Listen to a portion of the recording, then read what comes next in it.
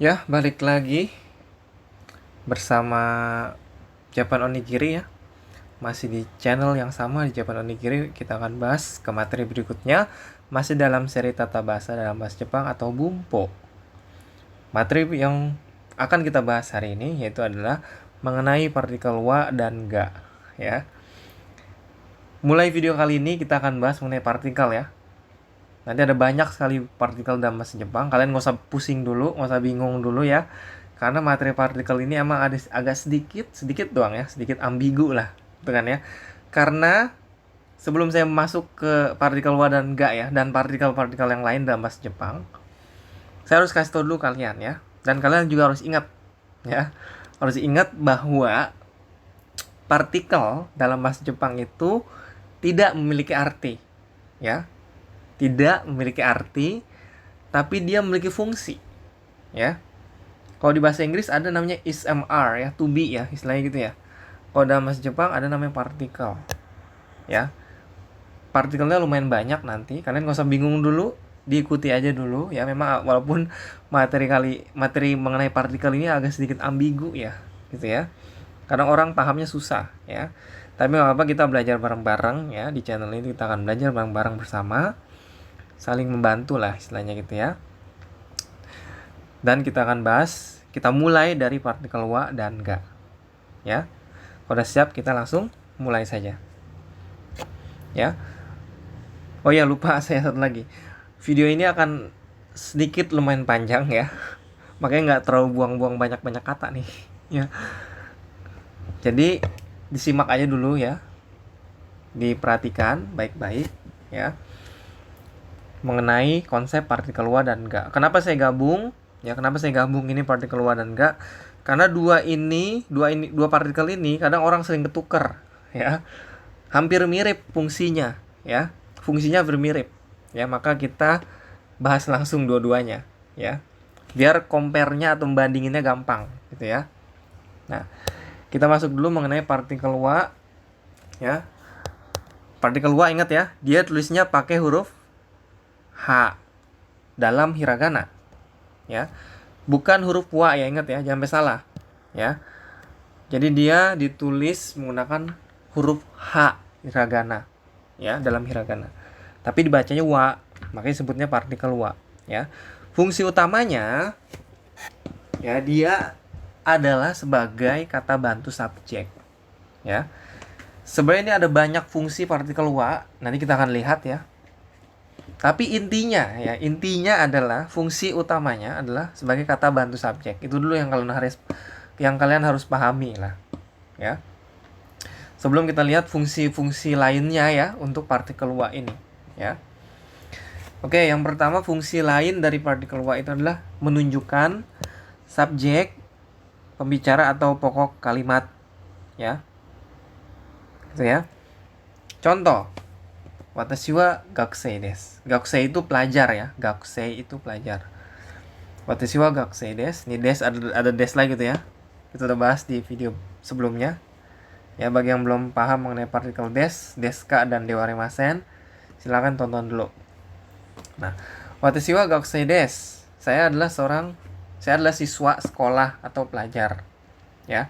Kalian perhatikan di sini yang maksud dengan menunjukkan subjek pembicara yaitu ini ya.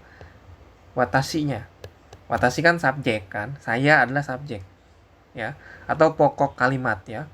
Pokok kalimat tidak harus subjek ya, bisa macam-macam ya. Kita lihat contoh yang kedua ya. Salah pencet. Indonesia wa kirei na kuni desu. Indonesia adalah negara yang indah. Kirei itu adalah indah, kuni adalah negara ya. Indonesia wa kirei na kuni desu. Indonesia bukan subjek, tapi dalam hal ini dia adalah subjek atau pokok kalimat. Ya, walaupun Indonesia ini bisa juga kata benda kan, bisa juga. Ya. Begitu. Tapi disinilah fungsi dari partikel wa ya. Dia menunjukkan subjek pembicara yang ada di depannya. Jadi setelah subjek ini atau pokok kalimatnya ditambahkan wa ya, boleh. Itu ya. Itu fungsi yang pertama mengenai partikel wa, ya. Selain fungsi utamanya tadi ya, yaitu sebagai kata bantu subjek. Nah, fungsi yang kedua ya, yaitu untuk kalimat yang bertopik ya, atau menerangkan keadaan subjek. Yang pertama kan tadi menunjuk subjeknya langsung atau pokok kalimatnya. Yang kedua ini menerangkan keadaan subjek. Jadi selain menunjuk subjek, partikel wa juga memiliki fungsi lain, yaitu untuk menerangkan keadaan subjeknya. Contoh, akaibo shiwa arimasu ga kuraibo shiwa arimasen. Saya mempunyai topi merah tapi tidak mempunyai topi hitam, ya. Kalimat yang pertama ini ya, partikel wa di sini berfungsi untuk menerangkan si kondisi subjeknya, keadaan subjek. Oh, si saya ini punya topi merah, kan keadaannya seperti itu ya, tapi dia nggak punya topi hitam, ya, begitu. Walaupun di sini tidak ada kata-kata watashi ya, kalau kalian cari ya, gitu ya. Ini is okay, nggak apa-apa. Kalau kalimat di dalam sebuah kalimat itu tidak disebutkan subjeknya, berarti dia lagi ngomongin dirinya sendiri tuh. Intinya gitu aja kalau dalam bahasa Jepang tuh ya. Sekali lagi nih saya kasih tahu ya. Kalau di dalam suatu kalimat nggak disebutkan subjeknya, ini kan nggak disebutkan subjeknya kan. Akaiboshi itu adalah topi warna merah, ya. Kuroiboshi itu topi warna hitam, ya. Nggak ada subjeknya, nggak ada saya, nggak ada anda, nggak ada kamu, ya. Nah, kalau kalimat tidak ada subjeknya, tidak disebutkan, maka itu anggap aja dia ngomongin dirinya sendiri lah, kayak gitu, ya. Nah, kalimat kedua, watashi wa takoyaki wo tabemasu. Saya memakan atau saya makan takoyaki. Ya, takoyaki itu makanan orang ya, kamu tahu lah ya. Makanan khas Jepang lah, gitu ya. Itu. Nah, ini juga menunjukkan keadaan subjek. Berarti si saya ini lagi apa? Lagi makan. Kan menunjukkan keadaan kan? Lagi makan takoyaki gitu kan. Begitu. Itu maksudnya menunjukkan keadaan subjek. Jadi keadaannya lagi apa? Oh, lagi makan gitu. Ya. Next. Ya. Fungsi yang ketiga partikel wa yaitu adalah menunjukkan suatu hal yang kontras atau bertentangan dengan yang diutarakan selanjutnya. Ya. Jadi kalau ada dua kalimat itu sifatnya kontras, itu biasanya ada partikel wa-nya. Ya, diperbolehkan menggunakan partikel wa. Ya. Itu. Contoh di sini, harganya mahal. Kakaku wa takai desu ga hinshitsu wa warui desu. Ya. Harganya mahal tetapi kualitasnya jelek. Kontras ya kalimatnya ya. Harganya mahal, kualitasnya jelek. Ya, kan kontras sekali ya. Sesuai dengan keadaannya tapi kontras sekali, bertentangan sekali ya, sesuai dengan keadaan. Nah, itu biasanya bisa menggunakan partikel wa ya. Di sini kalian bisa lihat menggunakan partikel wa tuh. Ya. Terus yang selanjutnya, kohi wa kaimashita ga sato wa kaimasen deshita. Ya, saya telah membeli kopi tapi tidak membeli gula. Gitu ya. Kontras kan? Dia beli kopi tapi nggak beli gula gitu kan. Jadi suatu kalimat yang bertentangan memang, tapi kalimat ini saling berhubungan ya. Intinya gitu ya. Kalimat yang pertama ini dengan yang kalimat yang kedua ini saling berhubungan. Ya. Maka dikatakan kontras tadi atau bertentangan, ya. Maka di situ boleh menggunakan partikel wa tuh. Ya. Dimana subjek dulu biasanya baru partikel wa-nya nongol gitu ya, muncul. Gitu ya. Begitu. Nah, selanjutnya adalah partikel ga. Ya. Kalau partikel wa fungsi utamanya adalah sebagai kata bantu subjek. Ya, kalau partikel ga itu fungsi utamanya adalah memberi penekanan ya, atau penegasan pada sebuah kata atau kalimat ya. Gitu. Itu fungsi utamanya ya, gitu. Nah, kalau fungsi lainnya gimana? Fungsi lainnya sebagai untuk memberikan penekanan pada sebuah kata atau kalimat. Fungsi yang pertama dari partikel ga yaitu adalah menunjukkan subjek atau kata bantu dari kata kerja intransitif atau perbandingan nilai. Contoh, amega furimas. Hujan turun, ya. Buka ga agarimas, harga barang naik, ya. Jadi menunjukkan sebuah perbandingan nilai, ya. Naik, turun, atas, bawah itu biasanya pakai ga, ya. Dan biasanya satu kalimat saja, ya. Amega furimas titik gitu, ya. Nggak ada dannya, nggak ada itu ya biasanya, ya. Walaupun nanti juga ada, tapi biasanya intinya itu adalah dia ada perbandingan nilainya, ya. Hujan turun, harga barang naik.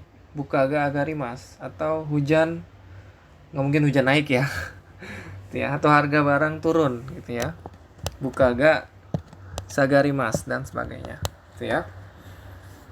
Jadi ada konsep perbandingan nilai di sana, itu boleh digunakan partikel ga. Terus contoh yang kedua yaitu menunjukkan keberadaan sesuatu, ya. Biasanya ada dua bentuk. Ada bentuk ga arimas dan ga imas, ya. Ga arimas itu untuk benda mati, ya. Dua-duanya artinya sama nih.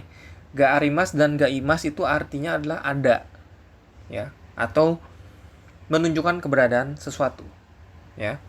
Tapi ga arimas untuk benda mati, ga imas itu untuk benda hidup. Ya, bedanya itu aja. Contoh. Chodo asoko ni Nihongo gakko ga arimasu. Ya. Sini ada ga arimasu kan? Artinya ada. Persis di sana ada sekolah bahasa Jepang. Ya. Chodo itu persis, tepat. Ya. Asoko itu di sana. Ya. Dia pakai ga arimasu kan? Ya, bentuknya pakai ga, partikel ga, ya. Terus kurasu ni gakusei ga junin imasu. Ya. Ada ga lagi tuh, ya. Karena di kelas ada 10 orang siswa. Karena siswa adalah benda hidup, maka pakainya imas, ya kan? Bukan arimas, ya. Kalau arimas untuk benda mati. Ya, siswa kan hidup, ya, benda hidup dia. Maka dia pakainya imas, ya, dan menggunakan partikel ga. Gitu ya. Nah, itu fungsi yang kedua, ya. Selain fungsi utamanya tadi ya untuk penegasan. Yang ketiga, fungsi dari partikel ga yaitu adalah kata ganti tanya yang berfungsi juga sebagai subjek. Jadi dia nanya tapi sekaligus berfungsi sebagai subjek. Contohnya gini. Nani ga oshi desu ka? Ya, kalian bisa lihat ya. Pertanyaan nani ini, ya, ini kan pertanyaan ya. Dia pertanyaan sekaligus subjek. Ya, subjek kan di depan biasanya kan. Tuh. Apanya yang enak, nani ga oshi desu ka? Apanya yang enak gitu ya. Oshi kan enak ya. Gitu. Terus satu lagi. Ada SMS. Wifi-nya matiin dulu. Ya, biar nggak ganggu. Ya. Itu ya. Doko ga wari desu ka? Ya, bagian mana yang sakit atau rusak? Tuh ya. Kalian bisa lihat ya, doko itu artinya di mana, ya. Dan ini bertindak sebagai subjek sekaligus kata ganti tanya. Ya. Baru ada ga-nya tuh, partikel ga-nya ya. Bagian mana yang sakit? Doko ga wari desu ka? Ya. Terus memberikan penegasan pada subjek. Nah, ini sebenarnya masuk dalam fungsi utamanya ya, fungsi utama partikel ga. Kore ga oishi desu. Inilah yang enak. Maksudnya di antara yang lain ini yang enak gitu loh. Ya. Atau sore ga kokosei desu. Itulah pelajar SMA. Kokosei itu pelajar SMA ya. Gitu. Ya, jadi dia memberikan penegasan pada subjeknya langsung, ya. Itu bisa menggunakan partikel ga. Yang kelima, menunjukkan benda atau objek dari kata mempunyai, perlu, bisa, dapat, dan sebagainya, ya. Jadi ga, partikel ga itu juga bisa artinya mempunyai, ya, atau perlu, atau bisa, atau dapat, ya. Tapi biasanya mempunyai artinya, ya. Yang biasa kita temukan artinya mempunyai ya. Lebih sering muncul lah, istilah gitulah ya. Contoh, watashi wa hon ga takusan arimasu. Saya mempunyai banyak buku. Pakai ga ya. Tuh. Menunjukkan benda ya, dari kata mempunyai ya. Gitu. Atau nihongo ga skoshi dekimasu, ya. Saya dapat, ya kan? Bisa juga artinya dapat tuh. Saya dapat berbahasa Jepang sedikit. Skoshi itu sedikit. Dekimasu itu bisa. Ya. Gitu ya. Dan biasanya partikel ga itu tidak bisa berdiri sendiri, ya. Tidak seperti wa, ya. Dia hanya butuh subjek, ya. Kemudian ditambah wa. Kalau partikel ga banyak macam, ya. Contohnya yang 5 ini. Ini ga harus ketemu dulu kata bantu, ya. Di sini kata bantunya dulu, ya. Baru ketemu arimas misalnya gitu kan. Atau ga, contohnya kalimat kedua ini, ga ditambah apa nih, kata bantu lagi gitu ya. Ditambah dekimas gitu ya. Jadi dia biasanya ga ditambah apa gitu, biasanya gitu loh. Kalau partikel ga gitu ya. Itu sangat sangat sedikit lah fungsinya kalau dia berdiri sendiri ya. Begitu. Jadi biasanya ga itu ditambah dengan apa gitu. Biasanya. Mudah-mudahan paham nih ya. Terus yang keenam adalah menunjukkan sifat atau keadaan. Ya, misalnya zo wa hanaga nagai desu. Gajah belalainya panjang. Zo itu gajah ya. Hana hidung atau belalai. Nagai panjang ya. Kalau bisa lihat ya, di sini ga ini berfungsi sebagai menunjukkan sifat ya atau keadaan si gajahnya. Gajah belalainya panjang gitu ya. Atau gini, koko wa kesuki ga kirei desu. Di sini pemandangannya indah. Ya. Ga di sini juga berfungsi sebagai menunjukkan sifat atau keadaan. Ya. Gitu. Nah, mungkin setelah penjelasan yang banyak tadi itu kalian masih bingung mungkin ya. Kayak gini aja deh, biar lebih paham, lebih mudah begini aja. Kalau saya ngafalinnya, cara bedain dua partikel ini begini biasanya nih. Saya pakai contoh kalimat ini nih. Ini cara saya aja ya. Bonus aja sebenarnya, ini bonus ya. Gitu. Nah, saya biasanya pakai contoh kalimat ini biar gampang ingetnya ya. Misalnya ini, saya adalah seorang pelajar. Nih, ini dua-duanya mirip nih. Saya adalah seorang pelajar, sayalah seorang pelajar, sama ya. Kalau saya adalah seorang pelajar, ya aduh salah pencet, sorry. Itu artinya bahasa Jepangnya watashi wa gakusei desu.